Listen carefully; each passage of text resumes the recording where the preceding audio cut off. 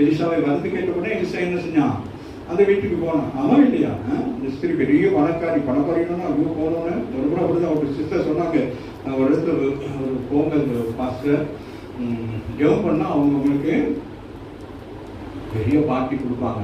நான் சொன்னேன் இதெல்லாம் எனக்கு வச்சு தூக்கி வீசிட்டு வந்துடுவேன், எனக்கு போகிறேன் வேலையை முடிச்சுட்டு நான் வந்துடுவேன் அப்படின்னு சொல்லிட்டு. அப்புறம் அங்கே போனோம்னா அது ஒரு பயங்கர வாழைக்குள்ளே வரும்.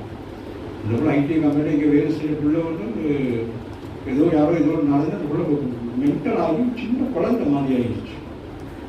அப்புறம் போய் ஜெபம் பண்ணிட்டு வந்து அப்போ ஓரளவுக்கு கியூர் ஆகிடுச்சு. அடுத்த முறை நான் போகிறதுக்கு முன்னதாக அந்த பிள்ளைக்கு அந்த சிஸ்டர் சொன்னாத ஒரு விசாசோட கிரியனால அதுக்குள்ளே தற்கொலை பண்ணுற அளவுக்கு போயிடுச்சு. அப்போ அங்கே ஒரு சின்ன குழந்தை ஒன்று இருந்துச்சு, நம்ம யார் கேரா மாதிரி கொடுக்கலாம். அந்த பிள்ளை சொல்லிட்டேன் நாளைக்கு ஏசு வர்றாரு.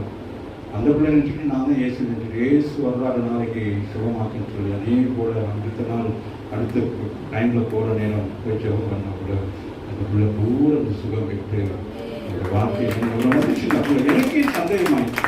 அன்றைக்கி பார்க்கணும் அவங்க சின்ன அப்படி குழந்தைங்க அப்படி இருக்கு சோறு விட்டுறாங்க இப்படி செஞ்சு இப்படி பார்த்து பாவமாக இருக்கிறாங்க. ஆனால் பிள்ளை நல்லா படித்த பிள்ளை ஒரு கம்பெனியில் ஐடி கம்பெனியில் வேலை செஞ்ச பிள்ளை ஒரு மலையாளி பிள்ளை.